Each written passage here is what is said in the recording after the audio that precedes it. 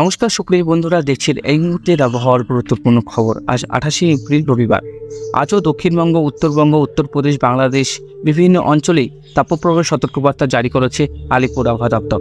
এই তাপপ্রবাহের মধ্যেই মে মাসের থেকে শুরু হবে কালবৈশাখী ঝড় বৃষ্টি। ঘন্টায় 40 থেকে 50 কিলোমিটার গতিবেগে আছড়ে পড়বে কালবৈশাখী ঝড় বৃষ্টি।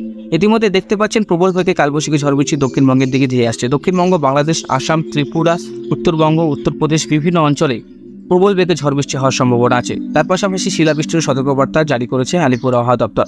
1 তারিখ থেকে কালবৈশাখী ঝড় বৃষ্টি হবে বাংলাদেশ, আসাম, ত্রিপুরা, আমাদের দক্ষিণবঙ্গ, উত্তরবঙ্গ সব অঞ্চলেই কালবৈশাখীর আস্তে আস্তে পরিমাণটা বাড়তে শুরু করবে।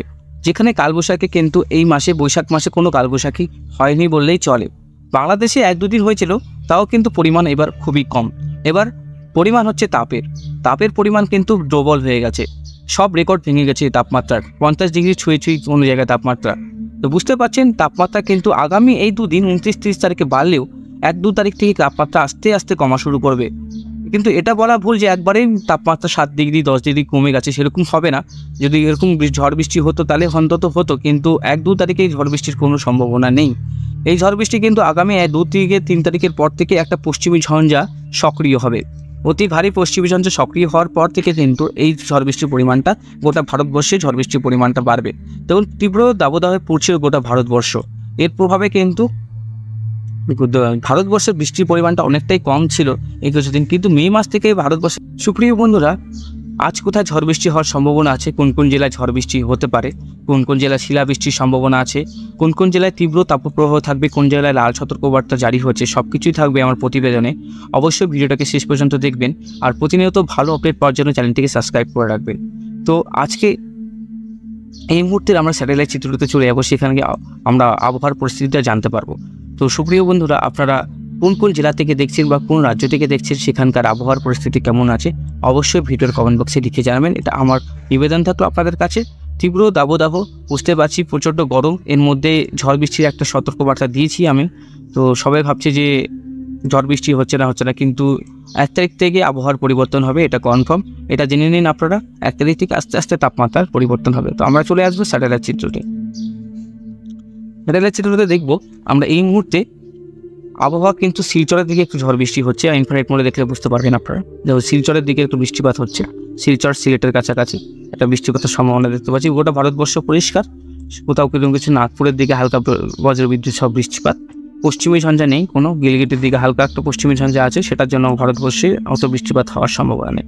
একটা বঙ্গোপসাগর একটা অ্যাক্টিভিটি দেখা গেছে, সাইক্লোন হওয়ার সম্ভাবনা থাকছে। সাবধান থাকবেন, সতর্ক থাকবেন।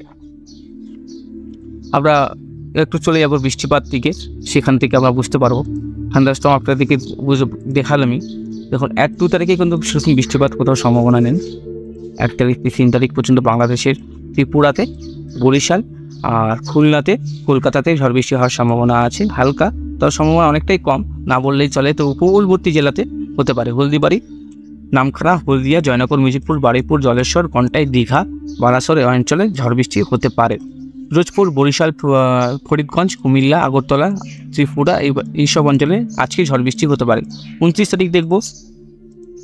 29 তারিখে সেরকমভাবে ঝড় বৃষ্টির কোনো সম্ভাবনা নেই। 30 তারিখে এই 2 দিন 29, 30, 1 তো তাপমাত্রা একটু বেশি থাকলেও আস্তে আস্তে কমা শুরু করবে।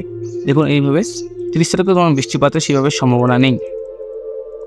দেখে নিই একবার, এই ত্রিপুরাতে বৃষ্টিপাত হতে পারে 1 তারিখে আমরা দেবো। 1 তারিখে কুমিল্লাতে আর বরিশালের দিকে হালকা বৃষ্টিপাত, সম্ভাবনা অনেকটাই কম।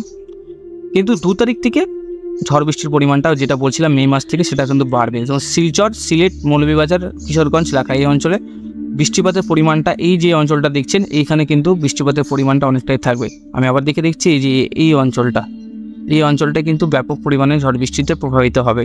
যারা দেখছেন দেখুন, কুমিল্লা, আগরতলা, আমবাসা, অমরপুর, মৌলভীবাজার, সিলেট, শিলচর, কাপাসিয়া, কিশোরগঞ্জ আর ত্রিপুরার দিকে ব্যাপক পরিমাণে ঝড় বৃষ্টির পরিমাণটা বাড়বে।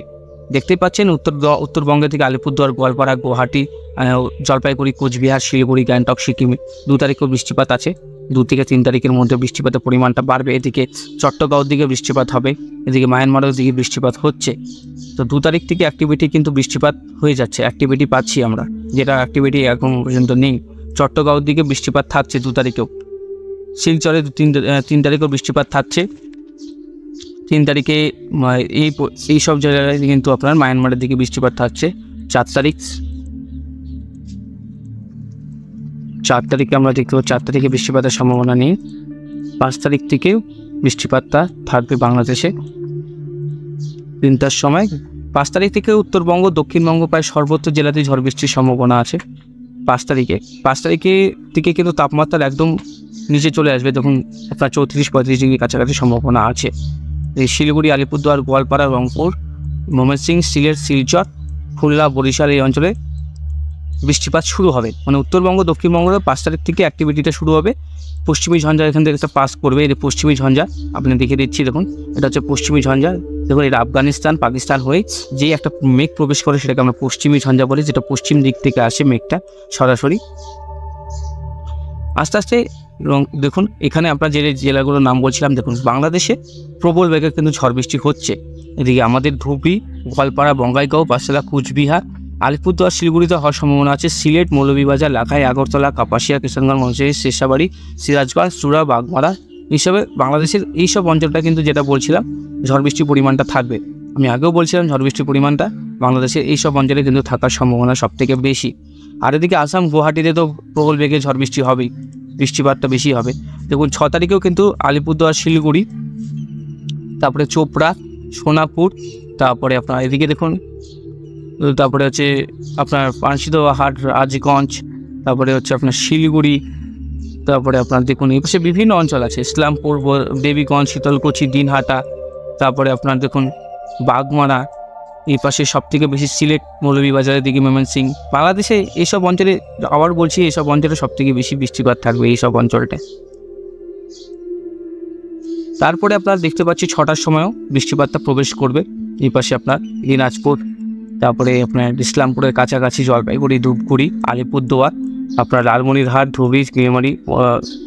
সম্ভবত 4 থেকে 6 তারিখ পর্যন্ত উত্তরবঙ্গে বৃষ্টির অ্যাক্টিভিটি আপনারা থাকছে। 7 তারিখ থেকে দক্ষিণবঙ্গে কিন্তু বৃষ্টির সেটা বাড়বে। দেখুন 7 তারিখ থেকে বৃষ্টিটা এদিকে হচ্ছে, এই 7 তারিখ থেকে কিন্তু বৃষ্টিটা দক্ষিণবঙ্গের দিকেই চলে আসবে।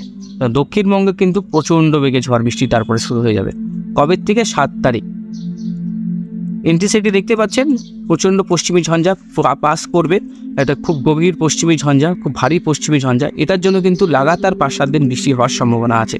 এদিকে কোন কোন জায়গায় ঝড় বৃষ্টি হতে পারে? শান্তিপুর, বর্ধমান, আরামবাগ, চন্দননগর, মেহেরপুর, নলহাটি, সিউড়ি, ডুমকা, ধানবাদ, দেওঘর, ধুলিয়ান, রাজশাহী, সিংড়া, বগুড়া। এদিকে বাংলাদেশের সব অঞ্চল জুড়েই বৃষ্টির মানে ঝড় বৃষ্টির পরিমাণটা এখানে সবথেকে বেশি থাকবে, বাংলাদেশেও থাকছে। এদিকে উত্তরপ্রদেশ, এদিকে উত্তরবঙ্গ প্রতিটি জেলাতেই বৃষ্টিপাত হবে। এই পশ্চিমী ঝঞ্ঝাটা এইভাবে পাস করবে, এই পশ্চিমী ঝঞ্ঝা এইভাবে পাস করবে, তো এখানে সব অঞ্চল জুড়েই আপনার বৃষ্টিপাতটা হবে। এই বৃষ্টিপাতটা এভাবে প্রবেশ করবে এভাবে। তো এখানে আপনার মেহেরপুরের কাছাকাছি বৃষ্টিপাত আছে। খুব মানে কালবৈশাখী, যেটা অনেক ভয়ঙ্কর কালবৈশাখী হবে। এই কৃষ্ণনগর, বর্ধমান, পান্ডুয়া, শান্তিপুর, তারপরে চাকদা, বগনান। এটা হচ্ছে কিন্তু 7 তারিখ সন্ধ্যার দিকে আপডেটটা, বুঝতে পারছি সন্ধ্যার সময় এই কালবৈশাখী হওয়ার সম্ভাবনা আছে। এটা কিন্তু 2-3টের সময় হতে পারে। তো এদিকে কোথাও দক্ষিণবঙ্গ, নদিয়া, মুর্শিদাবাদ, নলহাটি, ধুলিয়ান, দেওঘর, পুরুলিয়া, বাঁকুড়া, বীরভূম, তারপরে আপনার মেদিনীপুর, পশ্চিম মেদিনীপুর, হাওড়া, হুগলি পর্যন্ত হওয়ার সম্ভাবনা আছে। কলকাতাতেও হওয়ার সম্ভাবনা আছে। সাবধান থাকবেন, সতর্ক থাকবেন। বুঝতে পারছি ময়মনসিংহ, সিলেট, শিলচর, কুমিল্লা সব অঞ্চলে ধীরে ঝড় বৃষ্টি ধেয়ে আসবে। তো সুপ্রিয় বন্ধুরা, এই তীব্র গরমে ঝড় বৃষ্টিও শুরু হবে। আপডেট দেওয়া থাকলে আগের থেকে, কারণ আপনারা আগের থেকে আপডেট দেওয়া থাকলে আপনারা বুঝতে পারবেন যে ঝড় বৃষ্টি কিন্তু পরিমাণটা অনেকটাই থাকবে। এই 28, 29, 30 তারিখে না হলেও এই 2-3 দিন ঝড় বৃষ্টি কিছু কিছু জায়গায় বিক্ষিপ্তভাবে হবে, কিন্তু 1, 2, 3 এই 30, 1, 2 ঝড় বৃষ্টির পরিমাণটা কম থাকবে। 3, 4 তারিখে কিন্তু বৃষ্টিপাতটা চলে আসবে। পরিবর্তন থাকবে, সাবধান থাকবেন, সতর্ক থাকবেন। আলিপুর আবহাওয়া দপ্তরের আপডেটে চলে যাব, সেখান থেকে আমরা জেলাভিত্তিকভাবে আপডেটগুলো দেখব কোথায় কী অবস্থা আছে। তো একটু ধৈর্য ধরে দেখুন, আলিপুর আবহাওয়া দপ্তর জেলাভিত্তিক আপডেট দেখে নেব কোন কোন জেলায় কী সতর্কবার্তা থাকছে, ওইটির সাথে মিলিয়ে নেব। তাহলে আমাদের আবহাওয়ার যে রিপোর্টটা আমরা বুঝতে পারবো কত ঠিক হচ্ছে, কত % ভুল হচ্ছে। তো আমরা চলে আসি আলিপুর আবহাওয়া দপ্তরের আপডেটে। আমরা চলে আসলাম দক্ষিণবঙ্গের জেলাভিত্তিক আপডেটে। উত্তর 24 পরগনা, দক্ষিণ 24 পরগনা, ইস্ট মেদিনীপুর, হাওড়া, কলকাতা। দেখতে পাচ্ছি ইস্ট মেদিনীপুরে 2 তারিখ পর্যন্ত লাগাতার লাল সতর্কবার্তা জারি থাকছে। এটা পরিবর্তন হবে। এই 2 তারিখ পর্যন্ত লাগাতার যে লাল সতর্কবার্তা জারি আছে, এটা কিন্তু পরিবর্তন হওয়ার সম্ভাবনা আছে। এদিকে নর্থ 24 পরগনাতে কমলা সতর্কবার্তা, সাউথ 24 পরগনাতে কমলা সতর্কবার্তা জারি আছে গরমে। হাওড়াতে কমলা সতর্কবার্তা, কলকাতাতে কমলা সতর্কবার্তা জারি থাকছে, হুগলিতে কমলা সতর্কবার্তা, পুরুলিয়াতে কমলা সতর্কবার্তা। এবার কিছু অঞ্চলে কিন্তু লাল সতর্কবার্তা থাকছে। ঝাড়গ্রামে সিভিয়ারভাবে হিট কন্ডিশন থাকবে, ইস্ট মেদিনীপুরে সিভিয়ার হিট কন্ডিশন থাকবে লাগাতার 2 তারিখ পর্যন্ত, বাঁকুড়াতে সিভিয়ার কন্ডিশন থাকবে, লাল সতর্কবার্তা থাকছে, ওয়েস্ট বর্ধমানে লাল সতর্কবার্তা থাকছে, আর ইস্ট বর্ধমানে লাল সতর্কবার্তা থাকছে, বীরভূমে লাল সতর্কবার্তা থাকছে, মুর্শিদাবাদে কমলা সতর্কবার্তা থাকছে, নদিয়াতে কমলা সতর্কবার্তা থাকছে। তাহলে বুঝতে পারছেন বীরভূম, ইস্ট বর্ধমান, ওয়েস্ট বর্ধমান মানে গোটা বর্ধমান জেলা, বাঁকুড়া, তারপরে মেদিনীপুর, তারপরে ঝাড়গ্রাম, এই কয়েকটি জেলাতে লাল সতর্কবার্তা থাকছে। তো সুপ্রিয় বন্ধুরা, এই 2 তারিখ পর্যন্ত যে আপডেটটা আছে ওটাই তাপের কিন্তু আপডেটটা দেওয়া থাকবে। এরপরে কিন্তু ঝড় বৃষ্টির পরিমাণটা শুরু হবে। কারণ কি এই কন্ডিশনে এই 4টা 1 2 3 4 5 এই 5 দিন, এই এক সপ্তাহ কিন্তু টানা গরম পড়বে। টানা গরমের পর থেকে কিন্তু ঝড় বৃষ্টি হতে পারে। এই টানা গরমের মধ্যে কিন্তু বিক্ষিপ্তভাবে কোনো অঞ্চলে ঝড় বৃষ্টি হতেই পারে, যেমন বাঁকুড়া, পুরুলিয়া, বীরভূম এইসব অঞ্চলে হতে পারে। বুঝতে পারছেন লাল সতর্কবার্তা, এইভাবে কিন্তু লাল সতর্কবার্তা আমি কোনোদিনও দেখিনি আপডেট দেওয়ার মতো। তো বুঝতে পারছেন কতটা তাপপ্রবাহ চলছে দক্ষিণবঙ্গ জুড়ে, তীব্র তাপপ্রবাহ। সাবধান থাকবেন, একটু সতর্ক থাকবেন। এদিকে আমরা চলে আসবো এবার উত্তরবঙ্গের জেলাভিত্তিক আপডেটে। বন্ধুরা, আমরা জেলাভিত্তিক আপডেটে চলে আসলাম। আমরা একবার সতর্কবার্তা দেখিয়ে নিচ্ছি। দার্জিলিংয়ে ঝড় বৃষ্টি হতে পারে 29 তারিখ, 1 তারিখ আর 2 তারিখ।